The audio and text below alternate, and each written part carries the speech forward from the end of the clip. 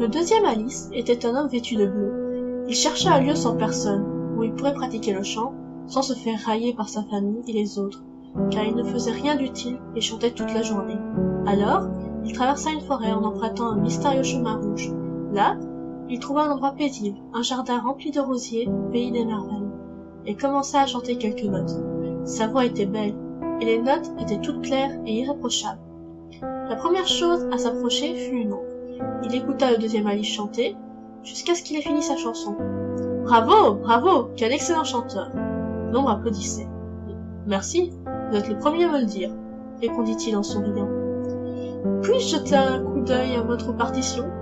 La chanson me semble intéressante, mais je n'ai pas pu entendre tous les mots dès le début. » Le deuxième Alice donna sa partition à l'ombre. « Tenez, les voici. » L'ombre lut la chanson et dit « Intéressant. » Il balança sa main au-dessus du papier et la chanson entière changea. « Vraiment, cette chanson me semble être un vrai chef-d'œuvre.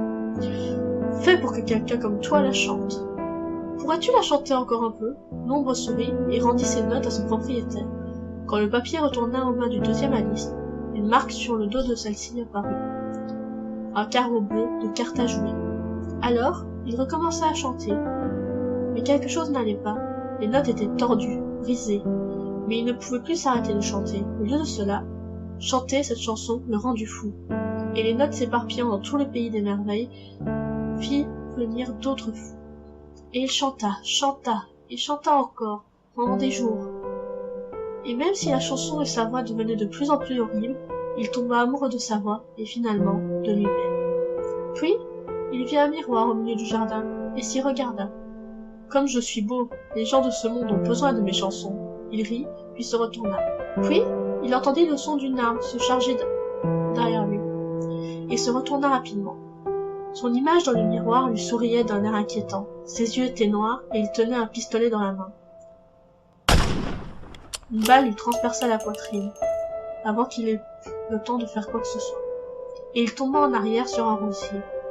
Son sang colora les roses en un rouge vif, et une rose rouge de sang fleurit dans sa blessure. C'était si beau, mais en même temps si triste. Le reflet sortit du miroir, enleva le masque sur son visage et rit. « Mon Dieu, c'est déjà fini? Dommage. » L'ombre prit la rose s'épanouissant sur la plaie et lui chuchota. « Dors bien, deuxième Alice. » Il plaça la rose dans les cheveux du deuxième et quitta le jardin, qui était autrefois un paradis pour beaucoup, mais maintenant, c'était comme s'il n'existait plus.